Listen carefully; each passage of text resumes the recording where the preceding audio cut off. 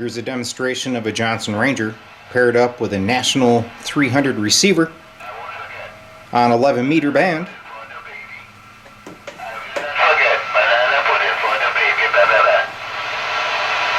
So first, we'll zero.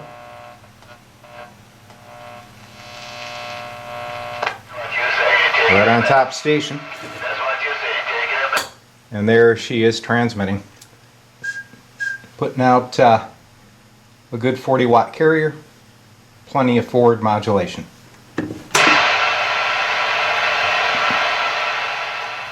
So the Ranger's all set up on the 11-meter band right now. Pretty simple process to tune this radio.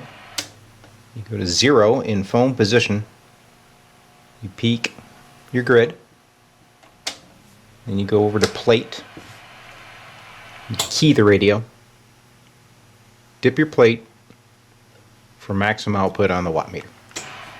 Well, here's a backside tour of the station. Got the output of the Ranger going through the TR switch. This is my antenna. This lead goes over to the receiver, my mute line off the TR switch, and the speaker jack.